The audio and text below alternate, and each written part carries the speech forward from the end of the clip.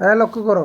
তাহলে বলতেছে মামুন জয়পুরহাট থেকে ঢাকা যাওয়ার জন্য কত, অকটেলে 112, আর ও কত হ্যাকজাতে, কে মামুনের বন্ধু আবির, হ্যাকজাতে কত 3D।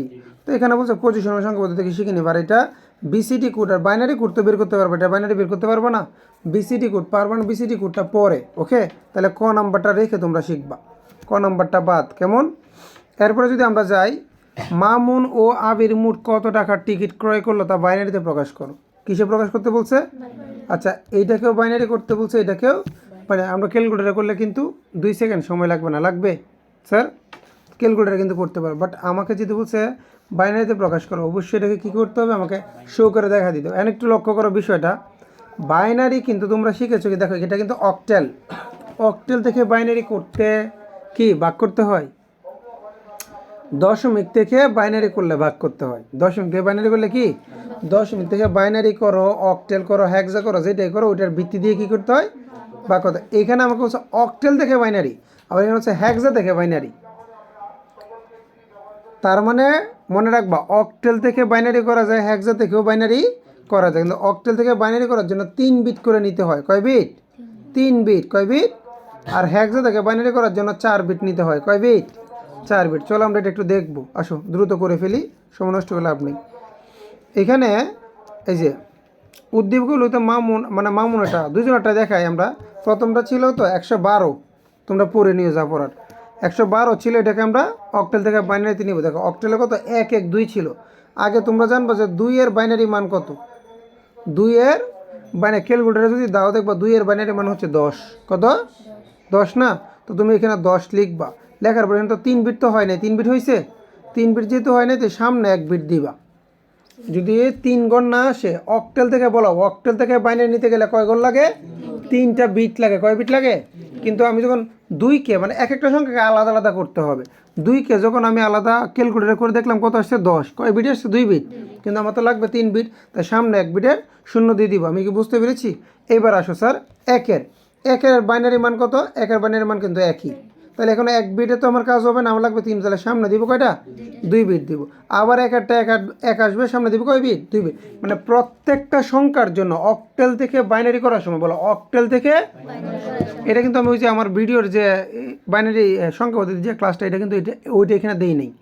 মানে অক্টেল থেকে বাইনারি, অক্টেল থেকে হ্যাক্সা থেকে বাইনারি, ওকে, এটা মেবি ওইখানে দেওয়া নাই। তারপরে আবার অক্টেল থেকে হ্যাক্সা ওইখানে দেওয়া নাই। এটা খুব সহজ তো, প্রত্যেকটা সিঙ্গেল সংখ্যাকে আলাদা আলাদা করবো। যখন তুমি অক্টেল থেকে বাইনারিতে নিবা, সিঙ্গেল সংখ্যাগুলোর কি করবা, আলাদা আলাদা কয় বিট করে করবা, 3 বিট। প্রথমে বাইনারি আনবা, যত বিটই আসুক, কম আসলে তুমি সামনে দিয়ে একটা শূন্য দিয়ে দিবা, পারবা না? তাহলে এইবার এই পুরোটাকে একসাথে লিখে দাও, এটাই শেষ। এই যে দেখো অক্টেল থেকে বাইনারি, পারবা না? ক্লিয়ার? এবার হ্যাক্সা দেখে দেখো, হ্যাক্সারটা সিস্টেমটা কি, হ্যাক্সা সেমই, তুমি ডি রে ক্যালকুলেটার করো, ডি কে ক্যালকুলেটার করলে কত আসে, দেখবে বড় বড় মান আসতেছে, 1 1 0 1, 4 বিটই আসছে। কয় বিট আসছে? লিখলাম 4 বিট। এবার যদি আমি 3কে করি, 3কে যদি বাইনারি মান করি কত, 11 আসে। তা আসে না, সামনে 2টা শূন্য দিব। মনে রাখবা, হ্যাক্সা থেকে নিতে গেলে 4 বিট, হ্যাক্সা থেকে বাইনারিতে নিলে কয় বিট, আর অক্টেল থেকে বাইনারিতে নিলে 3 বিট। শেষ কাজ, আর কিছু এখানে বোঝার কোনো দরকার নেই, দুইটা একসাথে যে 3D সমান এত, শেষ। ক্লিয়ার? এবার বলছে তাদের কি মোট মূল্য বলছে এখানে আমাদের, দেখি তো। হ্যাঁ, এই যে মামুন রাবির মোট কত টাকার, কি বলছে, মোট। মোট মানে 2টাকে যোগ করতে হবে, নাও যোগ করে দেওয়া সমস্যা কি, আমি কি যোগ শিখাইছি না স্যার? এই 2টাকে যোগ লিখো, আর যোগটা যদি তুমি মুখে মুখে করতে পারো ভালো, না পারলে ক্যালকুলেটার করে দিবা। বুঝো নাই? ক্যালকুলেটার করে দিবা। তারপর আমি মুখে মুখে একটু দেখাই, দেখো তো, 0 আর 1 যোগ করলে কত হয়, 1, 0 রেখে কত, 1, আবার 0 রেখে কত, 1, এরপরে আবার 0 রেখে কত, 1, 1 আর 1 কত জানো, 10, 10-এর কত বসবে, 0, হাতে থাকবে কত, 1, এই 1 এসে হবে এটার সাথে যোগ, আবার 1 আর 1 কত, 10, 10-এর কত হবে আবার, 0 হবে, হাতে থাকবে কত, 1, আবার 1 আর 1 কত, 10, 10-এর কত হবে, 0, হাতে থাকবে কত, 1 থাকবে। আমার মনে হয় কোথাও একটু ভুল হয়েছে না, একটু দেখি। এখানে 1 বসছে, তাই না? পরে 0 রেখে কত, 1, 0 রেখে কত, 1, আবার 1 আর 1 কত, 10-এর 0, হাতে আছে 1, 1 আর 1 কত, আবার 10-এর 0, হাতে আছে কত, 1, 1 আর 1 10-এর 0, হাতে আছে 1, হ্যাঁ, আবার 1 আর 1 কত, 10, বসে গেছে লাস্টে। বুঝতে পেরেছো?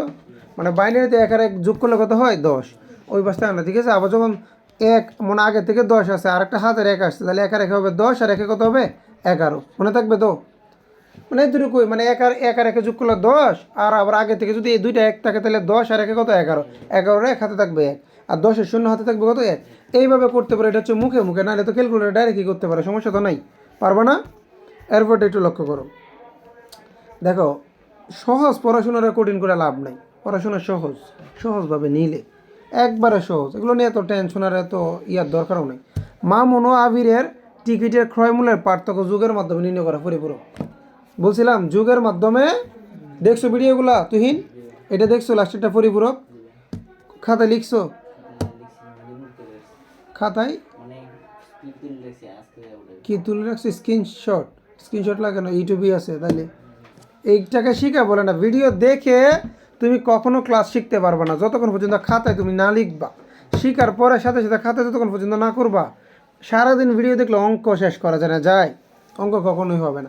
আচ্ছা, এটাকে বলছে পরিপূরক। পরিপূরক কি আমরা করতে বলছি? বলছে দুইজনের টিকিটের মূল্যে পার্থক্য, একজনের ছিল অক্টেল, একজনের ছিল কি হেক্সা। তো দেখো আমরা যখন যুগের মাধ্যমে করবো, আমি কিন্তু এদের নিয়মে করাই নেই, আমি আমার নিয়মে করেছি। আমি বলছিলাম কি, আগে ওর কত ছিল 112 অক্টেল, এটাকে নিবা দশমিকে, কোথায় নিবা দশমিকে। এরপর ওই যে 3D ছিল, 3Dটাকে কই নিবা দশমিকে।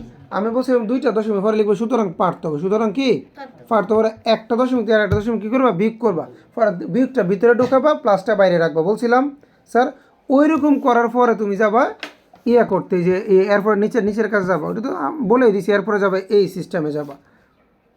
ক্লিয়ার? নাও ক্যালকুলেটার নাও, আমি একটু বুঝাই দিই কীভাবে করবা। ক্যালকুলেটার নাও, আমি একটু বুঝাই দিই।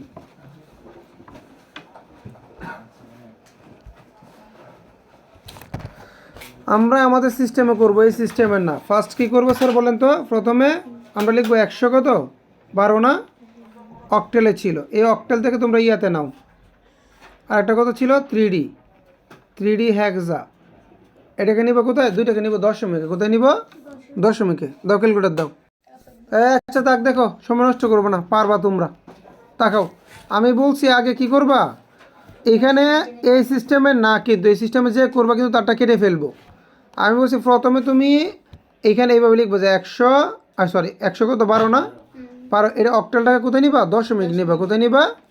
এরপরটা কত 3Dটাকে কোথায় নিবা দশমিক নিবা, এটাকেও দশমিকে নেওয়ার পর লিখবো সুতরাং পার্থক্য। সুতরাং কি পার্থক্য লেখার পরে লিখবা কত, ওই যে তোমার যেটা আসবে দশমিক, একটা দেখে আর একটা কী করবা মাইনাস করবা। মাইনাস করার পরে এটা কিন্তু এই যে প্রথমটা কিন্তু থাকবে এইভাবে, আর এখানে প্লাস দিয়ে এই মাইনাসটা চলে যাবে কোথায় ভিতরে, এইভাবে হবে। জাস্ট এইটার উপরে পরিপূরক করব। কেমন? পরে এই প্রথমটা যেটা আছে, প্রথমটা তো প্লাসের, তো প্লাসেরটা তুমি কি করবা এখানে লিখে দিবা এইভাবে। এই যে প্লাসের যেটা আছে, প্লাসেরটা মানটা এখানে তুমি লিখবা, কয় বিট লিখবা, যত বিট আসুক পরে তুমি 8 বিট করে দিবা। কয় বিট করে দিবা 8 বিট। এরপরে যেটা মাইনাসের আছে, এই মাইনাসেরটাকে তুমি আগে প্লাসের মান লিখবা। কোন মান লিখবা? প্লাসের মান লেখার পরে এটাকে আগে উল্টাবা, এটাকে কি করবা উল্টাবা, উল্টানোর পর এটার সাথে 1 যোগ করবা, যেটা আসবে এটা কি ওই মাইনাসের মানটা। এরপর লাস্টে এখন দিয়ে দুইটাকে কি করবা যোগ করবা, শেষ উত্তর। ক্লিয়ার? ওকে, একটা ক্যালকুলেটর নিয়ে আসতে পারেন না, আপনারা পারেনটা কি? আপনারা ক্লাস করতে আসেন না, পেয়াদব কোনানকার।